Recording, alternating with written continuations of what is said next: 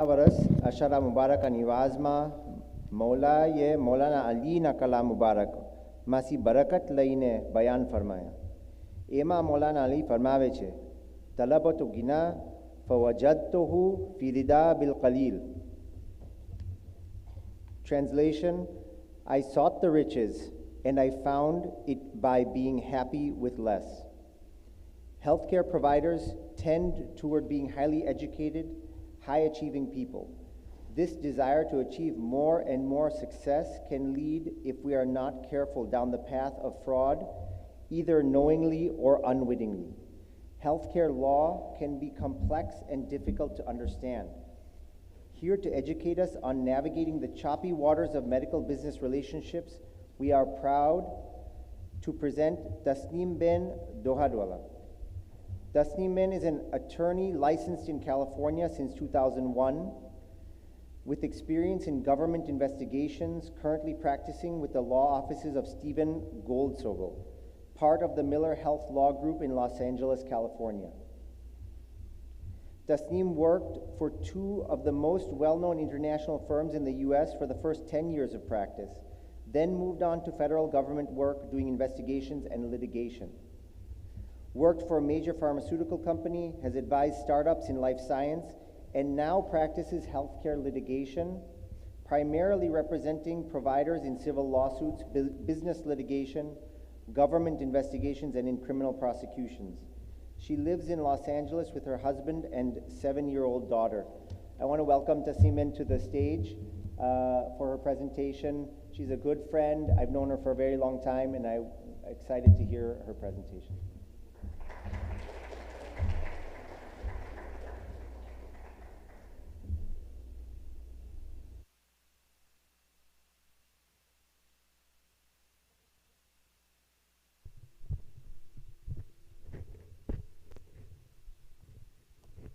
Shukran, Mufaddal Bhai, can you hear me?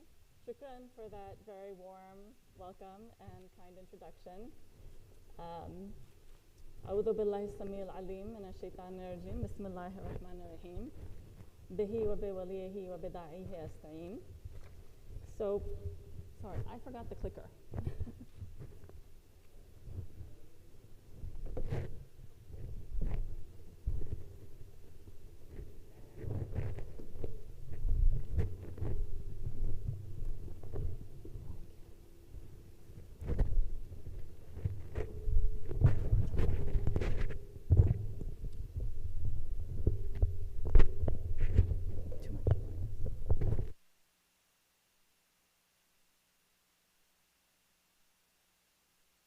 Okay.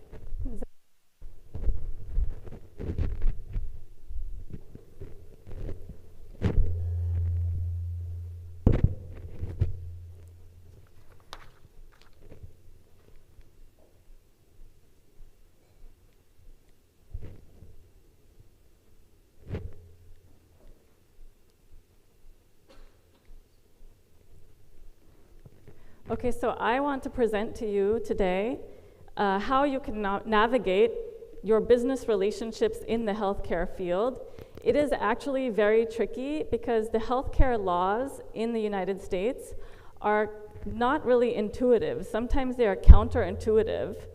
So this presentation is designed to give you the information you need to know so that hopefully you can avoid getting into trouble with the federal government and you have the knowledge and information you need to protect yourself. I'm going to talk about 5 federal laws that you need to know. And also, I'm going to talk about your relationships with payers and others in the healthcare business space so that you can understand what to watch out for. Initially, I have to give this disclaimer that I am an attorney, but this is not meant to be specific legal advice. If you have specific questions, please seek advice from a counselor. So the government spends about $1 trillion a year on Medicare and Medicaid. Estimates are that 3 to 10% of the billings are fraudulent. That means that fraud, waste, and abuse cost about $30 to $100 billion of taxpayer money annually.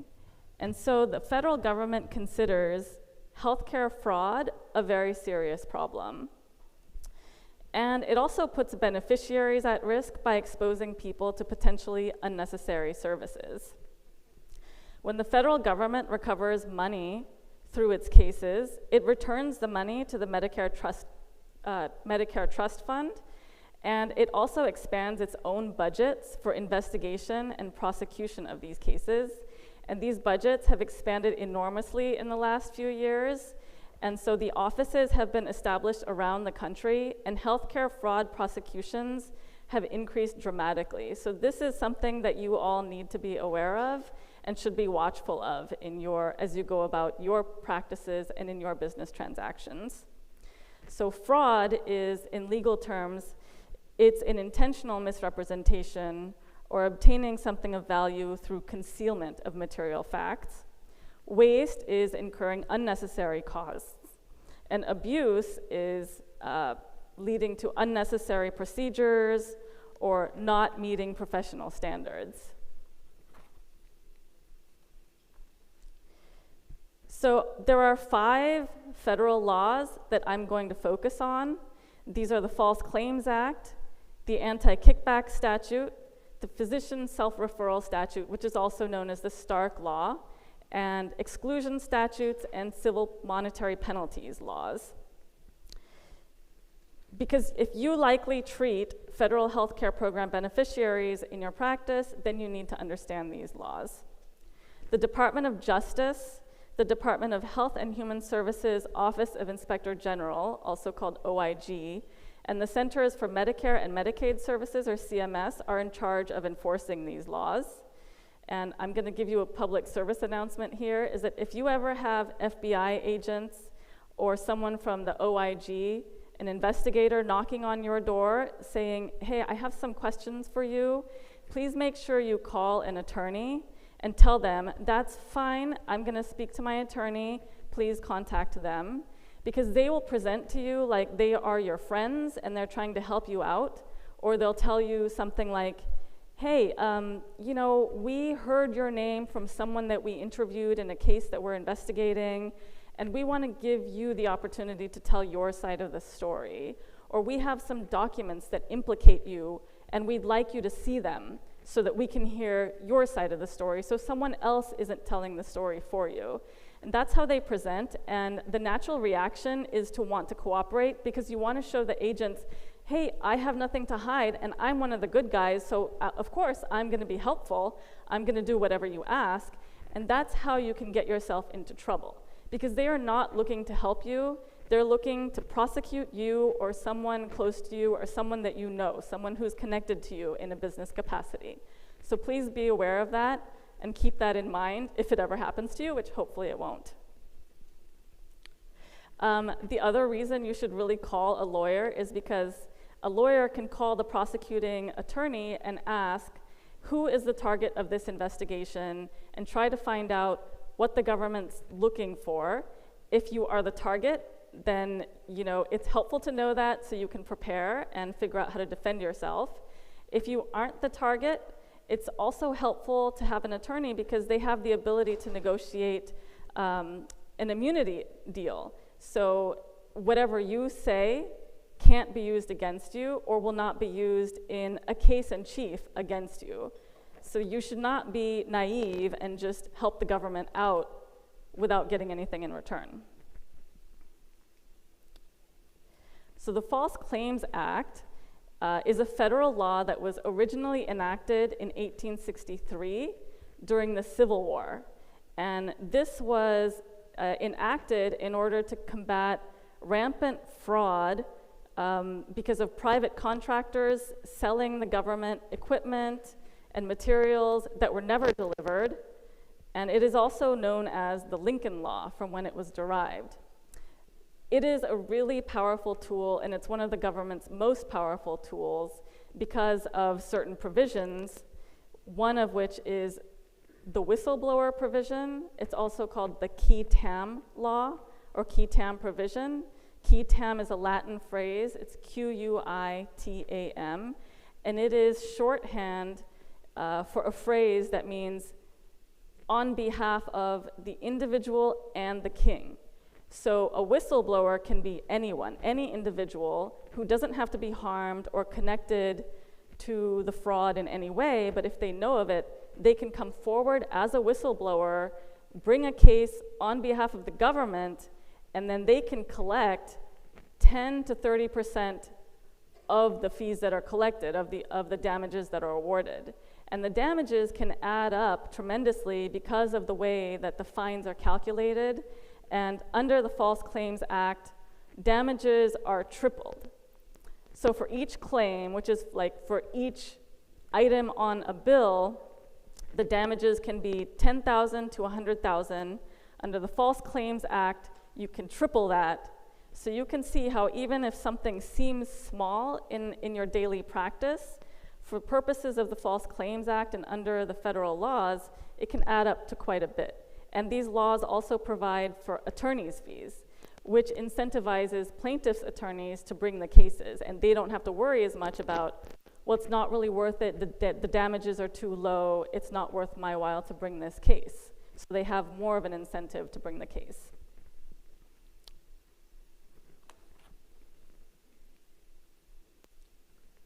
The False Claims Act makes it illegal to submit false or fraudulent claims for payment to Medicare or Medicaid. So a claim can be false if the service was not actually rendered, or it was provided but already covered under a different claim, or if it's not supported in the medical record. For example, a cardiologist was prosecuted for submitting claims for evaluation and management services even though the payment was already covered under previously billed stress test claims. And that cardiologist had to pay $435 to the government on that claim and entered into a 5-year integrity agreement.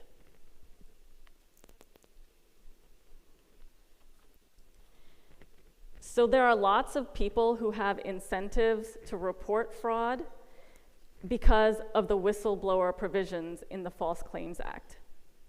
Whistleblowers can receive up to 30% of the recoveries, and they often will turn out to be people that you know and would not suspect of whistleblowing. They can be staff members, other physicians, people who are competitors to you. They can be people who are representatives from companies or people who represent competing companies because they don't like what somebody else is doing. And this is, people are starting to realize that they can make a lot of money by bringing these cases. And plaintiffs' lawyers are, sending out advertisements. Hey, do you know of a case? Do you want to be a whistleblower? And so you should be aware that anybody can kind of turn on you, and don't trust that, this person is my staff or this person, I know them well, so, they won't turn against me, I pay them. Because there is a huge financial incentive to become a whistleblower in this type of fraud and abuse case.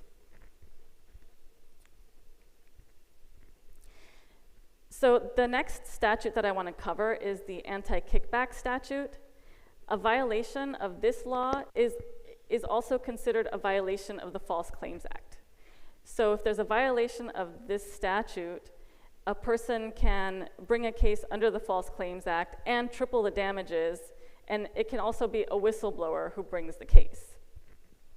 So the Anti-Kickback Statute prohibits or receiving anything of value in exchange for referrals of federal healthcare program business. So basically that means you can't pay anyone or ask anyone to pay you remuneration of any kind for referral of patients, because the government considers that a kickback. The Anti-Kickback Statute was passed in 1972, and the purpose was to ensure that Medicare and Medicaid patients received sound medical advice, that it was based on what's in the best clinical interests of the patient and not based on money that a physician could be making.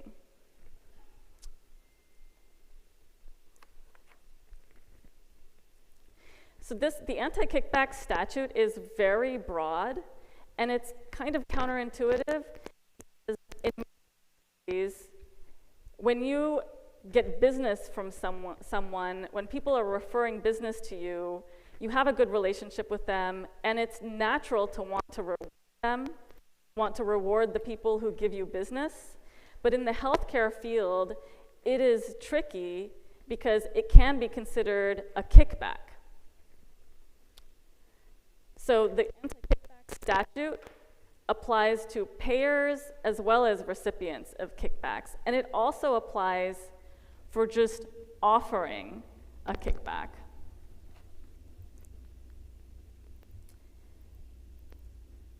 Remuneration under the Anti-Kickback Statute can be anything of value.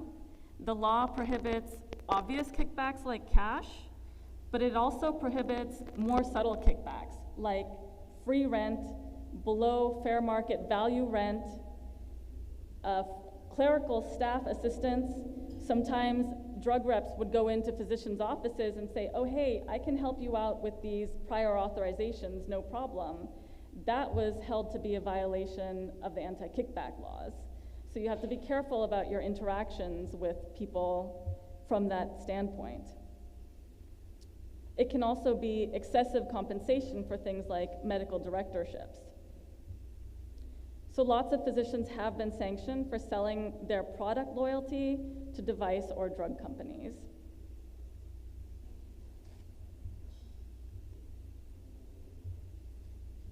The government's reasoning is that these kind of kickbacks lead to overutilization of healthcare services and therefore federal money in the healthcare programs, increased costs, corruption of medical decision-making, patient steering, and unfair competition. So the idea is that as physicians, you owe your patients the benefit of your best clinical judgment, and that judgment should not be interfered with through financial incentives of any kind.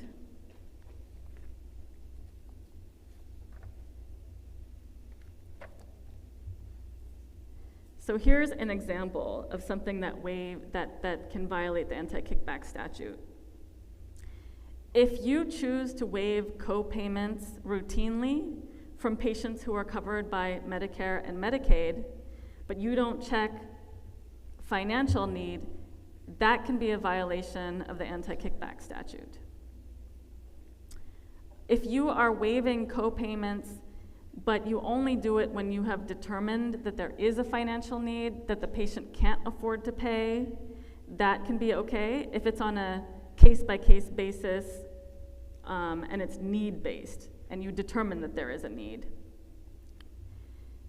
There is no prohibition on providing free services. You're allowed to do that, but if you consider it free that you're providing a service to a patient but then getting reimbursed through Medicare or Medicaid, that's not really a free service. So that's prohibited under the Anti-Kickback Statute.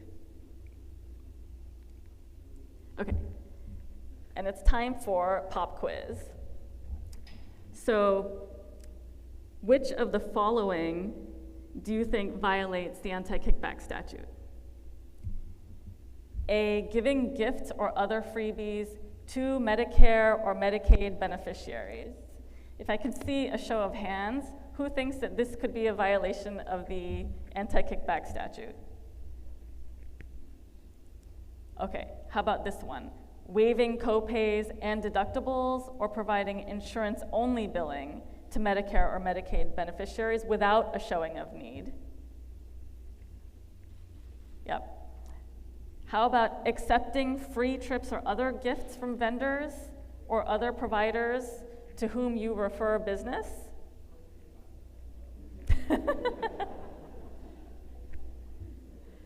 How about giving your attorney a generous gift because of how much you appreciate them and how much joy they bring to you?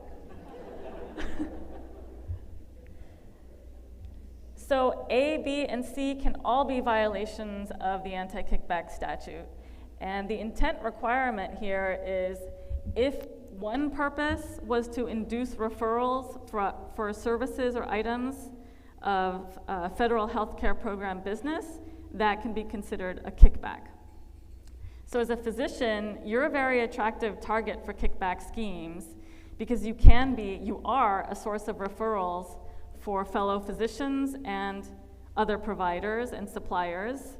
You decide what drugs your patients use, which specialists they see, and what services and supplies they receive.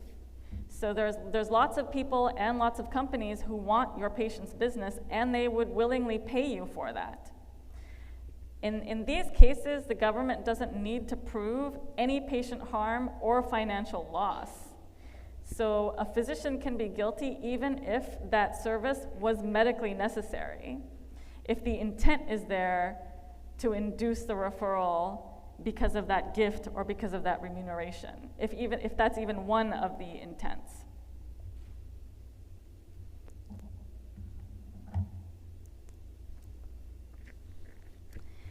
The Anti-Kickback Statute carries very stiff penalties. The violations the penalties can be up to, it used to be $50,000, but it is now $100,000, and it can also be 10 years in jail. Additionally, physicians can be excluded from participating in federal health care programs. That means you can't participate in Medicare or Medicaid. And that means you can't bill your own services, but a group practice also can't bill your services. So the exclusion from these programs, in many cases, is considered a financial death sentence. So I want to contrast the Anti-Kickback Statute with other laws that are civil in nature. This statute is actually criminal in nature and carries criminal penalties.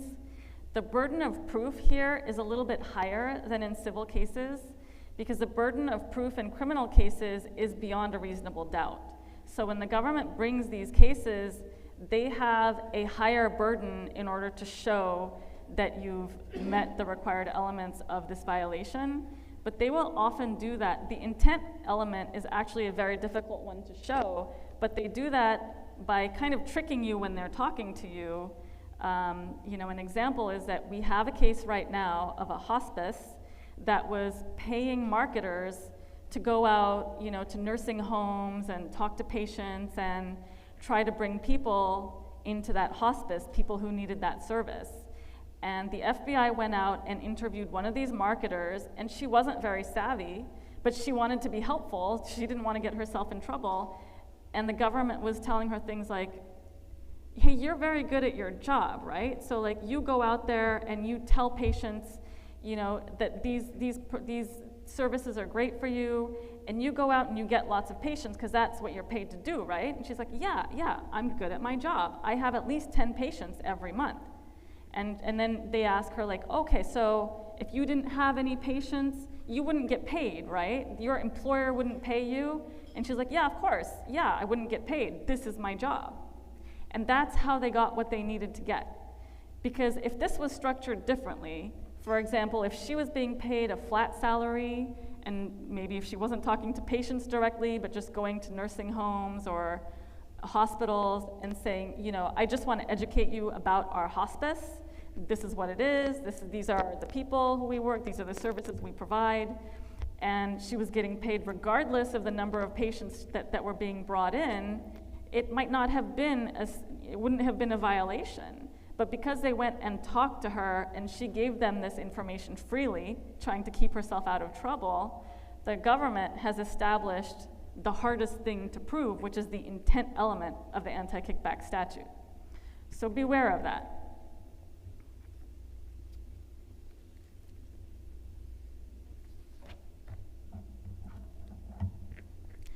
So because this statute is really broad, and it applies to so much conduct that is kind of harmless, Congress has recognized that there are a number of safe harbors which are intended to make certain types of relationships safe. If you fit within a safe harbor, then you are not subject to liability. The safe harbors are you don't have to meet a safe harbor in order to be safe under the Anti-Kickback Statute, but if you are able to meet all of the elements of a safe harbor, that makes you that puts you in a better position. So, and one example of a safe harbor is a lease agreement between a physician and a provider to whom the physician refers patients. There is a rental safe harbor agreement, but the requirements to meet that are that the agreement has to be set out in writing and signed by the parties. It has to cover all of the premises that are rented by the parties. It has to be for a term of at least 1 year, not less than 1 year. The charges have to be set out in advance, and they can't be tied in any way to business or patient referrals. And it has to be at a fair market value. And the aggregate space that's rented should not exceed that which is reasonably necessary for the business purpose. So that's an example of one of the safe harbors. This is a list of more of the safe harbors. There are about 20 of them right now. I'm not going to read through all the safe harbors, but I wanted to provide it to you so that if it's relevant to your business, then you know you can look it up. Each of these is very intricate, and there's just a lot of law and a lot of intricacy in each one. So the bullet points are kind of misleading. But if there is one that applies to you and this is your business, make sure that you inform yourself and that you are meeting all of the required elements.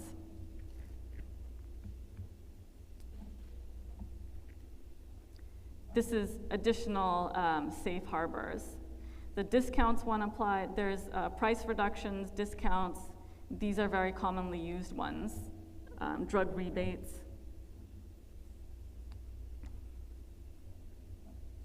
There's a movement in these safe harbors toward value-based care arrangements because there is a recognition by the government that value-based arrangements protect against overutilization more than the traditional fee-for-service type arrangements.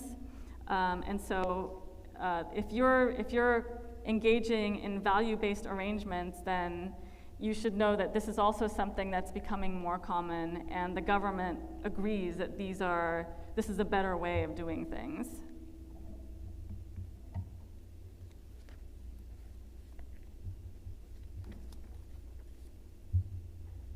So the Office of Inspector General for HHS does have an office where they render advisory opinions. And if you have a specific business deal that you're not sure if it's going to be okay or not under the fraud and abuse laws, you do have the ability to write into them, explain how your deal is going to be structured, and ask for a favorable opinion and convince the OIG, this is how I've structured it in order to minimize the risks of fraud and abuse. And you might receive a letter from the OIG saying, okay, we agree, this will be okay. That entails risks, of course, because they might not agree that it's okay. So you have to decide, you have to do your own risk mitigation analysis up front, whether you want to write to them. And of course, I would not do this without the assistance of a lawyer. Please contact someone local who's knowledgeable in the healthcare field if you're contemplating doing this. Or if you just want to go ahead with it and hope that you don't violate the laws and you don't get caught and you don't get in trouble. So that's a business decision you have to make. All right, we have another quiz. Which of the following violates the Anti-Kickback Statute? A, paying a referring physician more than fair market value for medical director or other services. Yes. B, charging a referring physician less than fair market value to use your space or equipment. Yes. C, hiring a referring physician to act as a consultant even though you don't really need those consulting services. Yes. Sending a thank you gift to a referring provider or to their office. It can. any of the above can be a violation of the kickback statute. So it can, you might have less risk if the value is lower, but here, there is no de minimis safe harbor. So there is nothing in the law that says if it's a really low amount, then you're safe. There's also no fair market value safe harbor. So whatever relationship or transaction you're looking at, consider whether federal healthcare dollars are implicated, whether there is a risk of increasing utilization of a service or item, and how you can mitigate that risk if it would be seen as a kickback.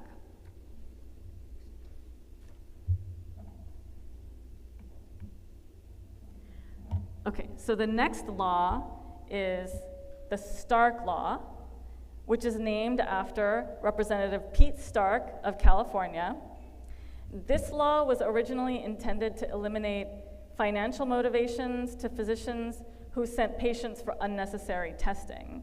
It became effective in 1995, and back then, I remember, I don't know if you remember, there was a lot of talk that healthcare costs are increasing, and it's because physicians are sending people for too many unnecessary tests, and that's increasing the costs of the healthcare system. So the Stark Law was enacted in order to address that problem. The Stark Law, also called the Physician Self-Referral Statute, this limits physician referrals when you have a financial relationship with the entity that you are referring to.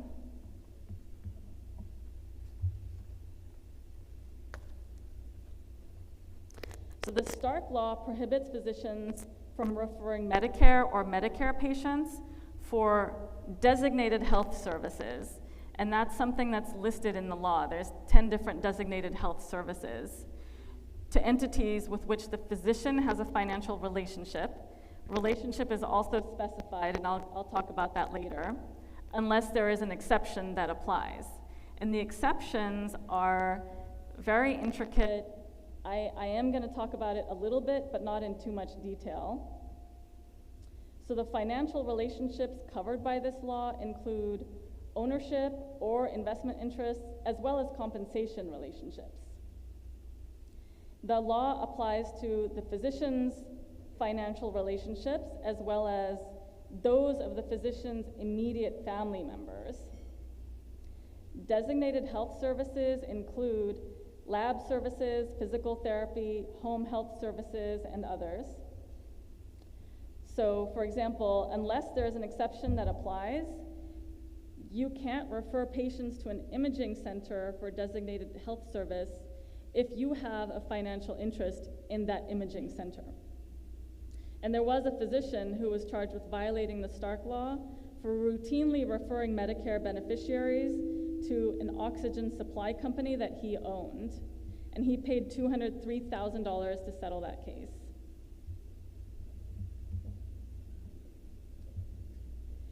So this is a list of the 10 categories that constitute designated health services under the Stark Law, and there's more information about all of these categories on CMS's website, the Centers for Medicare and Medicaid Services. And you can go to cms.gov/physician self-referral if you want more information about any of these specific topics.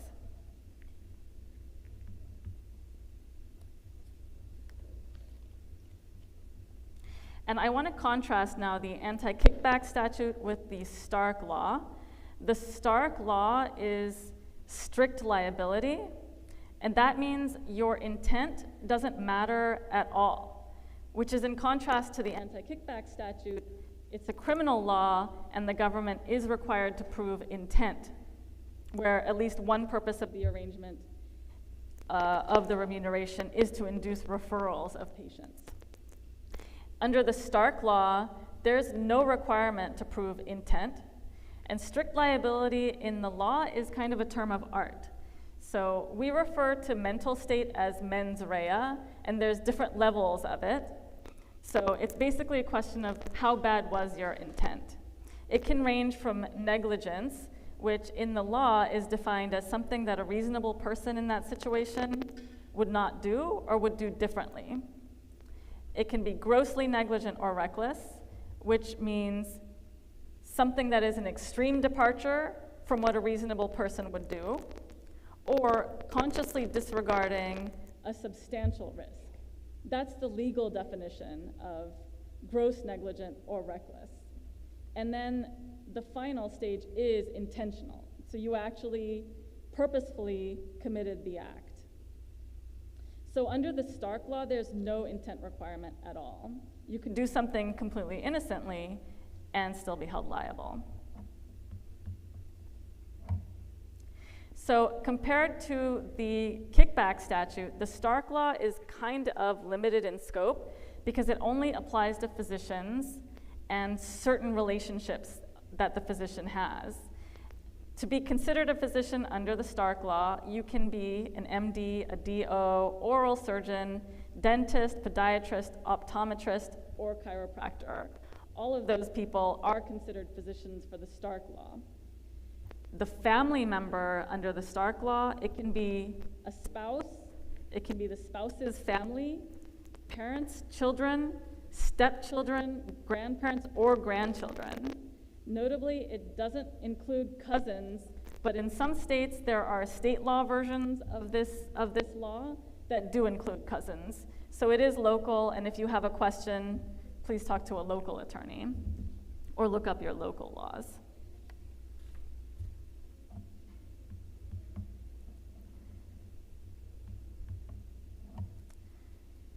So there are numerous safe harbors under the Stark law, just like there are under the Anti-Kickback Statute. And just to give you an idea of how the analysis works, and it's very complicated, there are some safe harbors that apply to both ownership and investment interests, and also compensation arrangements, some that apply to only ownership or investment interests, and some that apply only to compensation arrangements. So if you comply with all the requirements of a particular safe harbor, you won't be liable. And for each financial relationships, you only have to find one safe harbor. These are some examples of Stark law exceptions that apply for both ownership and compensation. Some of these involve group practice arrangements, and note that they do have to fall under the definition of a group practice that's defined in the statute. These are intricate and constantly changing.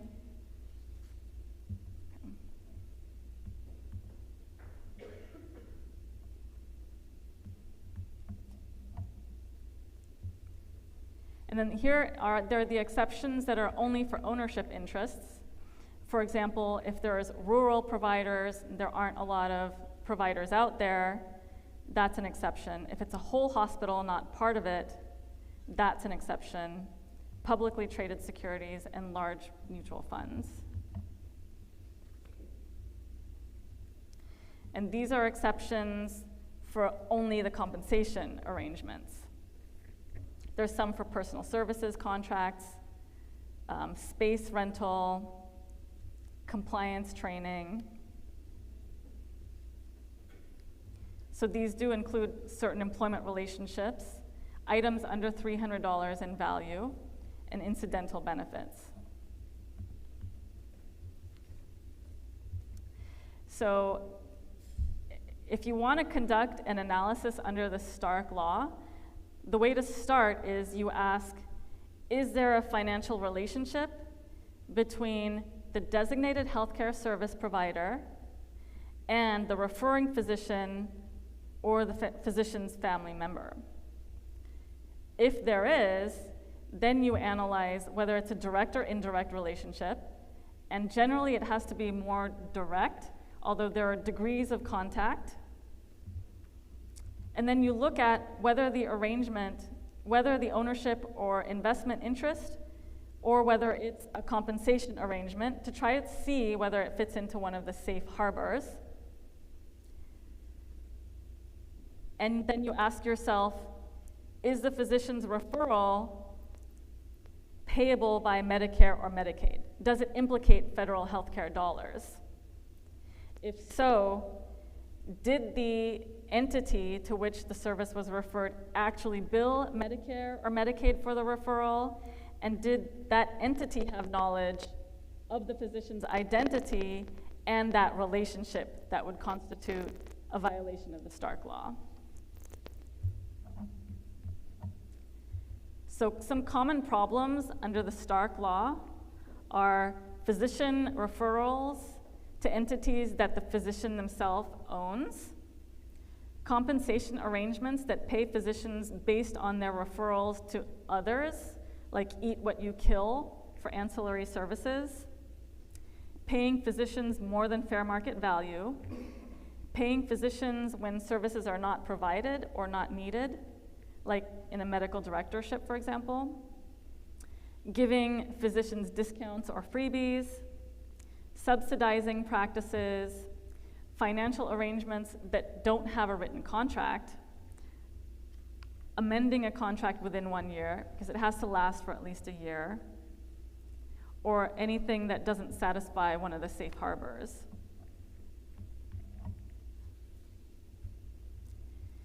The consequences for violating the Stark statute can be pretty severe. It can result in denial of payment, monetary penalties, and exclusion from participating in federal healthcare programs. So I want to talk about the exclusion statutes. So exclusion can be either mandatory or permissive based on the type of conduct at issue. Mandatory exclusions are imposed based on certain criminal convictions. Permissive exclusions are based on sanctions by other agencies.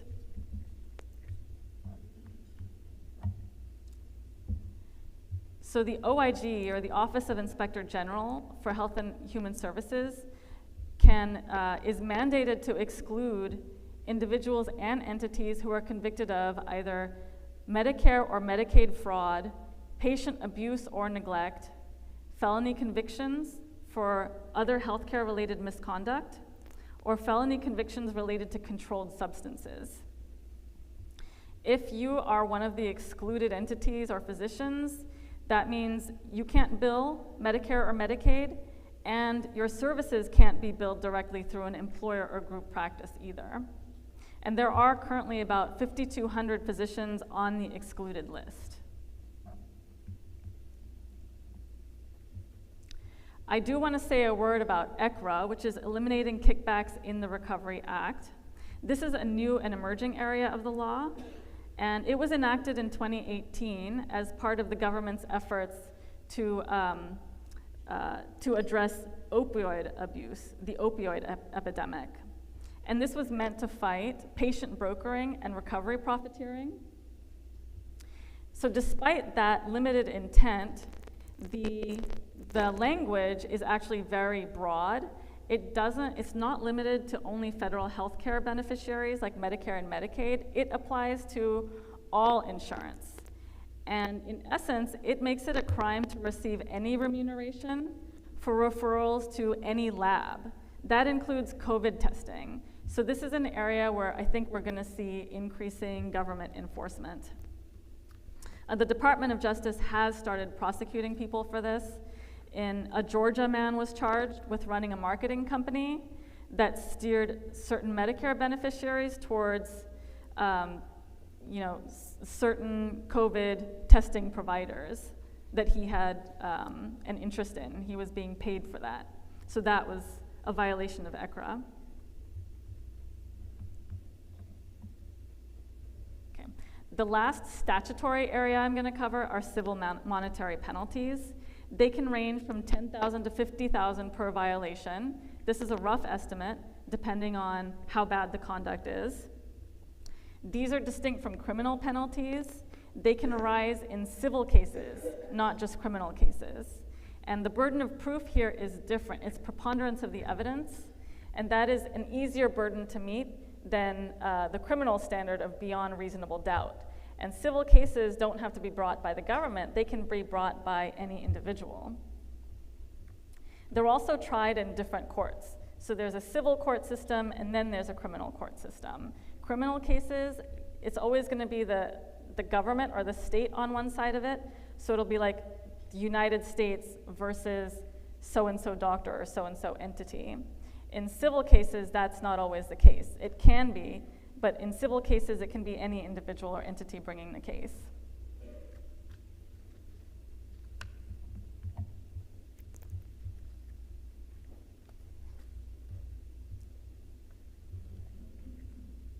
So the OIG can seek civil monetary penalties for a wide variety of abusive conduct, including presenting claims that are false or fraudulent because of unnecessary procedures, and it can also be for violating the Medicare assignment agreement by overcharging or double billing Medicare beneficiaries.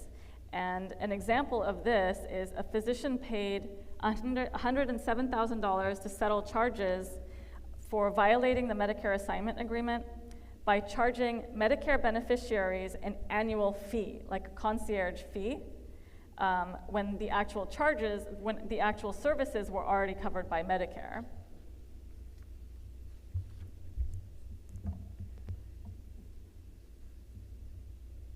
So under Medicare, you can be either a participating or a non-participating physician. If you participate in Medicare, that means you accept the Medicare payment plus a co-payment or deductible from the patient. And Medicare requires the patient to pay as the full payment.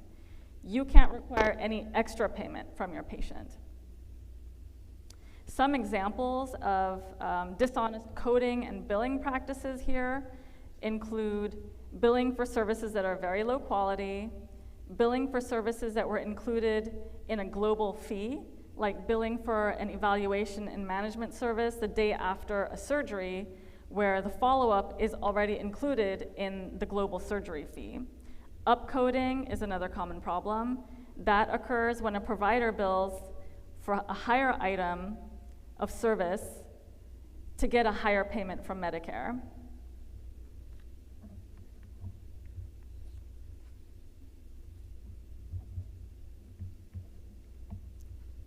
For a non-participating physician, this is something you might not know, is it is illegal for a non-participating physician to charge patients more than 15% above the Medicare fee schedule if they are part of Medicare.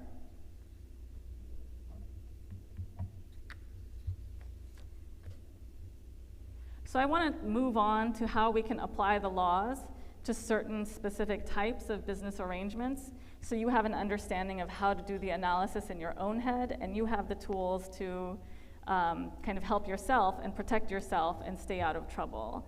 So for example, if you're a medical director, you should make sure that you're exercising substantive responsibility and you're not just getting paid for referrals.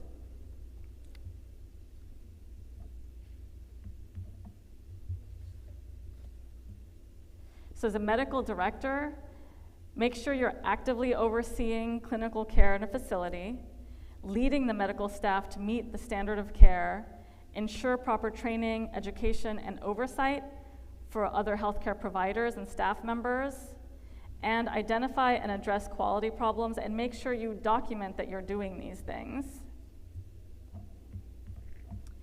In your interactions with companies, some physicians have closer ties with others to industry. At some point, every physician is going to encounter representatives from industry. If you choose to receive samples, don't commingle samples with the commercial stock. It's illegal to sell samples. And also be careful in what you accept from industry to make sure it doesn't look like a kickback.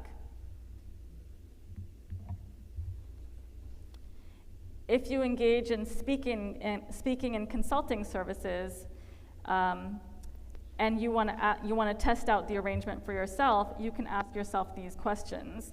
Does the company really need my particular expertise or input?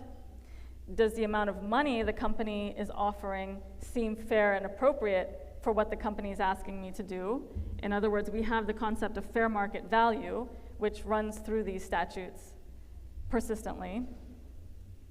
Is it possible the company is paying me for my loyalty, so I'll prescribe its drugs or use its services? So if you want to pursue an industry relationship, make sure you ask yourself these questions and take steps to protect yourself.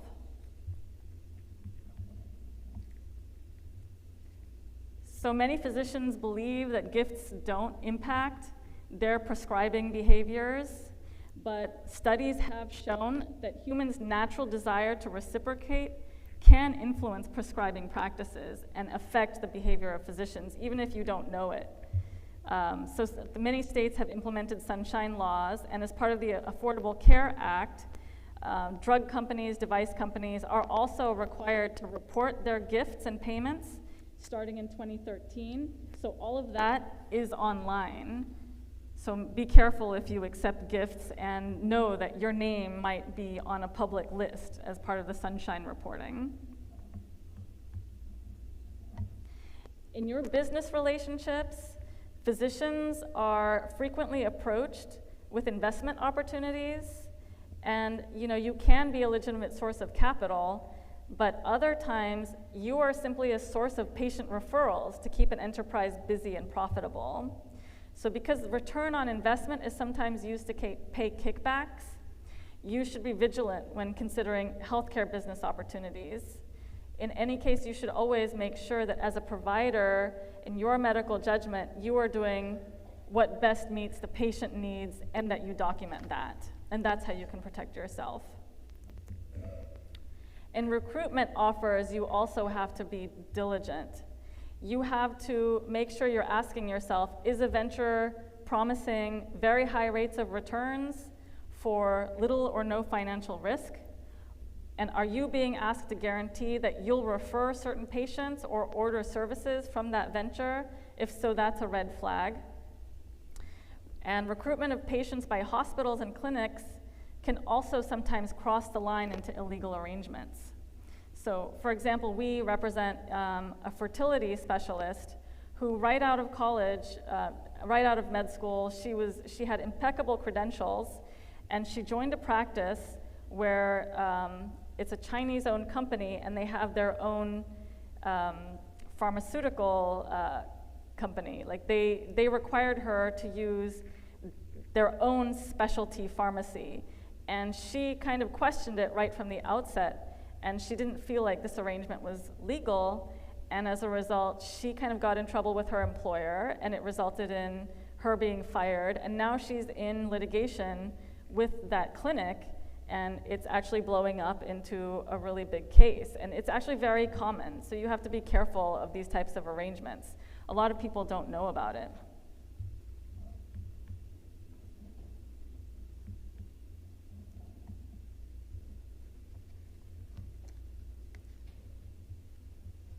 So these are some things that are accepted from the definition of remuneration. These are things that come up very commonly, and so these are things that the government has already ruled, that courts have already ruled are not included as inducements. So it's waivers of co-pays based on financial need or after failed collection efforts. Items or services if financial need is met. Incentives to promote delivery of preventive care. Any payment that meets the safe harbors. Retail coupons, rebates, or rewards. Any remuneration that promotes access to care and poses a low risk of harm to patients and federal health care programs.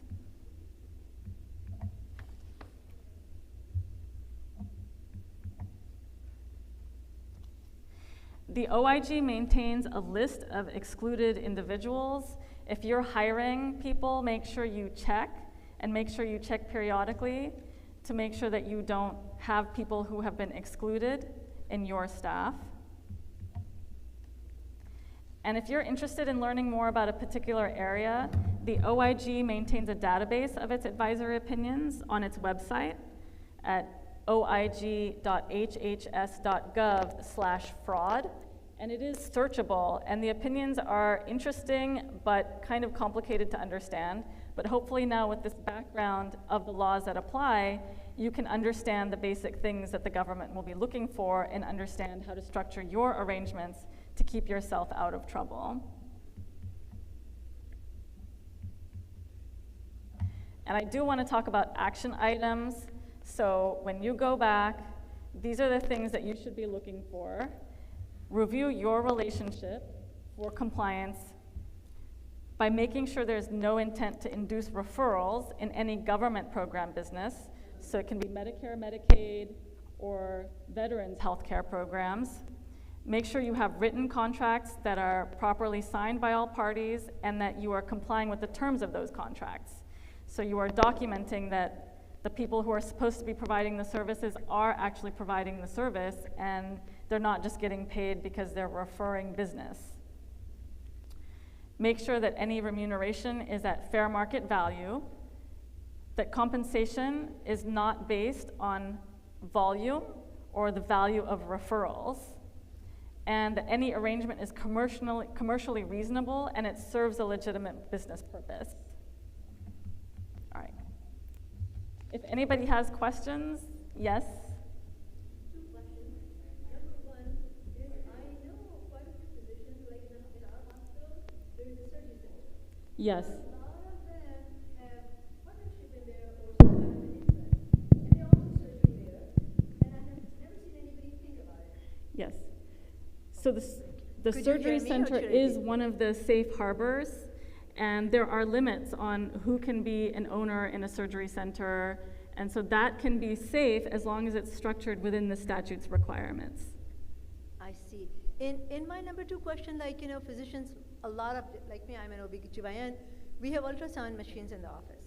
So we do our patients' ultrasounds, and so now from your presentation, that if you own a radiology facility, you cannot refer your patients, say, for example, mammogram, bone density. So now we do ultrasounds in our office all the time. So our understanding was that this was acceptable. So just want to make sure I get a clarification. I don't want to give specific legal advice on a specific Of course, circumstance I totally because I don't understand. know how it is, but it can be acceptable. It can fit under one of the exceptions if it's structured appropriately.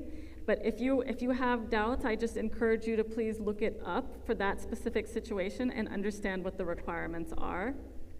No, it's okay. I'm listening to your point. I wasn't trying to ask. No, I know. Mhm.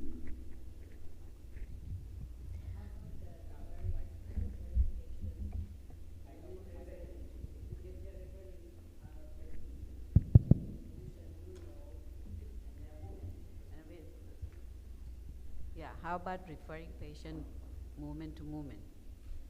Is that coming to I'm sorry, I couldn't hear your question. referring a patient, like a movement doctor refers to movement doctor? Referring patients in and of itself is not a violation. Referrals of patients happen all the time. But if you're getting paid for referrals, that can be problematic, especially when it implicates federal healthcare dollars. If there's no issue of federal healthcare money, first of all, then there's no issue of anti-kickback statute. But if you are getting paid for referring business, then you have a potential issue. And you have to look at whether it's anti-kickback or Stark. Under Stark, it has to be for a designated health service, and it has to be one of the relationships that was listed under the statute, the specific relationships. Movement to movement is not necessarily a listed relationship. So if you're just referring because you think that this physician is good and you're not getting paid for it, there's no problem there. How about patients, what they do in India, they don't have an anti-kickback system there? I'm not aware of the laws in India. This is just US laws. Yes, but I just want to know whether you are aware of any laws in India. I am not.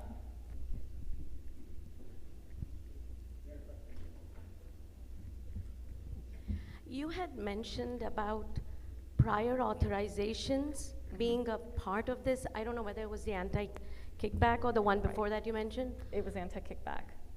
So there are these new drugs, and the pharmaceutical companies do provide help with prior authorizations who is an employee within their own company. They do. So this is not uncommon. I know, and it is problematic. But it depends on the drug company, it depends on the manufacturer. They all have their own internal compliance standards. Some are more conservative than others. But I want you to be aware of the way that the government will look at it is if you're receiving any type of assistance, they might look at it as a kickback. Well, it's a part of medical treatment. It is. I'm not being, I'm not getting any financial gain by that, right? We're helping the patient. The gain that the government would argue the gain that you're getting is that you don't have to employ the staff because the drug company is employing the staff to do that work for you. So they are actually cracking down on that. So whatever that company is, they might be investigating, but I know that it's common. Thank you for the wonderful talk. I know this is probably something that we've all encountered quite frequently. Luncheons, MedRep luncheons. Right. So I know about 7 to 10 years ago, maybe longer, the incentives were lessened. Right. Now we have Right. to sign our names. Right. But are they even still okay? So every company is going to be they know these rules, and they set their own limits based on what they think is acceptable. The lunches, I think the lunches are considered low risk. They used to do dinners. They used to do lavish dinners, $1,000 dinners, lots of alcohol, lobster. Those have been cut down dramatically. So the lunches now are okay. With dinners, I want to give you an example. Industry will say, and each company will have a different standard. There's really nothing set in stone. One company will say, I limit you to $150 for a dinner. And that is actually considered low by industry standards because they were used to these lavish things. The government's going to say $25 is enough. Why do you have to spend more than $25 on dinner? So, these rules are not set in stone. It's all like, what argument can you make? All right, thank you very much for the opportunity. I hope that you learned something of value and this was informative. Oh, yes. Okay. Thank you, Dr. Tasneem. Thank you, Tasneem Ben. It was an amazing talk. So I had a very quick question. Being the main doctor in the room that just got implicated as guilty as charged in the previous by the previous speaker, I want to make sure I clarify this. And I in my own practice for years now, for 20 years, I don't take a penny from Omnium. I don't believe in it. I can't do it, regardless of insurance status. I've done that since forever, and I don't ever intend to change that practice. And as the head of Umur Sehat in Dallas, I've actively for years encouraged all of the doctors in Dallas to follow the exact same practice. So not only am I now guilty as charged, but I'm also guilty of encouraging everyone else to break the law. So, and I have no intention of stopping that practice. So what's my workaround? You're an attorney, so maybe you can... I don't know. I guess you just have to wait for the government to come get you. Fair enough. Hope they didn't record this. This will be our last question. I don't know if this covers your scope of practice or advice, but when we go to Ashara or any other country, right, sometimes we give free advice to the people of different countries. We don't have license to practice in that country. So if, God forbid, something happens, that person would like to come and sue you in United States, can they do it, and how we can protect ourselves? I think that is a more complex question. I do practice in litigation, but this is a jurisdictional question, and it's going to depend on that circumstance. If the person that you gave advice to is in another country, and everything happened in another country, it's going to be very hard for them to come into the United States and have jurisdiction to pursue a case here. However, if that person was a US citizen and they traveled there and then came back here and then, you know, had complications, and there are things then that happened here. Maybe they had to go to the hospital here and had to have services here, then maybe they will have a basis to get jurisdiction in the United States.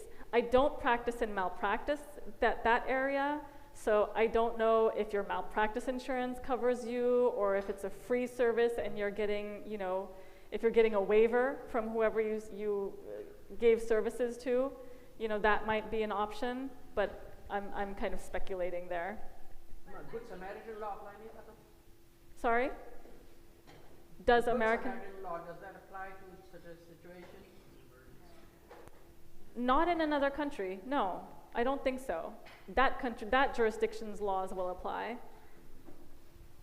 But, you know, you are licensed in the United States. So to the extent that you're practicing and you come back here, and then if there are laws in the United States that address that situation, I don't know if there are. I don't know of that. Actually, I don't know the answer.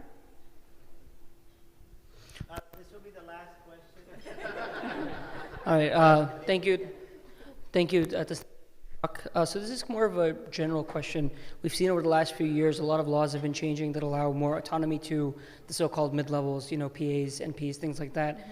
Everything I've seen from your presentation, from my understanding, is all these laws apply to physicians and no one else, and you even contrasted that Not with... the Anti-Kickback Statute. Okay, so that applies to PAs. The Stark law PAs. applies to that list of physicians and only that, so it's narrow. But the Anti-Kickback Statute is very broad. It can apply to anyone. Mm-hmm.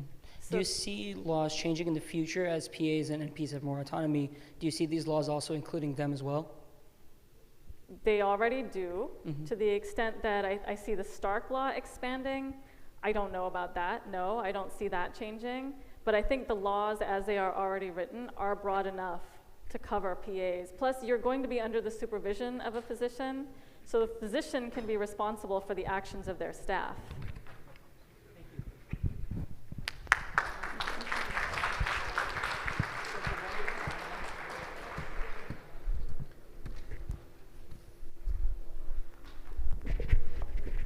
Tasneem, and on behalf of SBMA, hi baby. How are you? You want to accept the gift for your mom? So we want to thank you and all the lawyers for limiting, yes. We want to thank you for limiting all the income that we can make. Sorry. And I do want to offer you this kickback for future services. Thank you very much.